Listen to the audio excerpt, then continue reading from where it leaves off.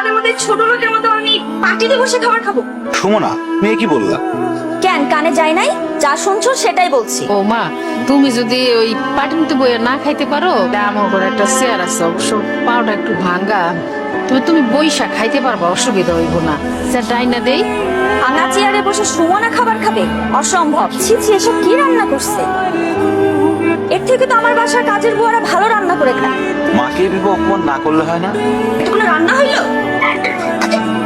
তুই খাবারটা খাবা না ঠিক আছে, সেই জন্য তুমি আমাদের রিজেক্টটা নষ্ট করবা? এই একটা ছোট লোকদের সমস্যা, কিছু বললে তাদের অপমান হয়ে যায়, যত সব ফালতু না কেন। মাথাটা ঠান্ডা করো, বুঝতে পারছি তুমি এগুলি খাইতে পারবা না। তুমি কও তুমি কি খাইবা, সাইফুল হোটেল থেকে আইনা দিই। ভাবি, মা তো ঠিকই বলছে, তুমি বড়লোক মানুষ, তোমার এইসব খাবার পছন্দ নাই হইতে পারে। তুমি কি খাবা বলো? ফ্রাইড রাইস আর চিকেন ফ্রাই। মা, সেটা তো মেলা দাম, আমি সারাদিনে তো ইনকাম করি, তা দিয়ে তো এক প্লেট ফ্রাইড রাইসও হবে না। এই বাসি পচা গন্ধ খাবার তুমি কোথা থেকে এনেছো? ওই যে আমাদের 3 রাস্তার মোড়ে যে দোকানটা আছে না, সুন্দর করে ওই দোকান থেকে আনছি, আমার সামনে নিজে বানাই দিছে। আমি কি ফুটপাতের খাবার খামে? তোর কাছে বড় কোনো চাইনিজ রেস্টুরেন্ট চোখে পড়ে নাই? মানে তোকে বিয়ে করছি বলে কি তুই আমার লেভেলটা ফুটপাতে নামে আনছোস?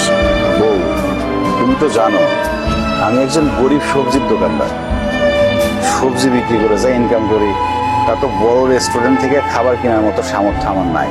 হারাম জাদা, তাই বলে কি তুই আমাকে ফুটপাত থেকে খাবার এনে খাওয়াবি? ধর, তোর খাবার তুই খা।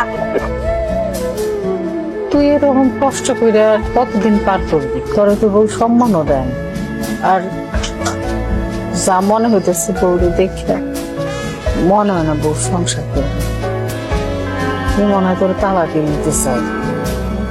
এখানে বালিশের পরিবর্তে ইটকে আমি রাখছি যাতে তোমার মাথা ফেটে রক্ত বের হয়।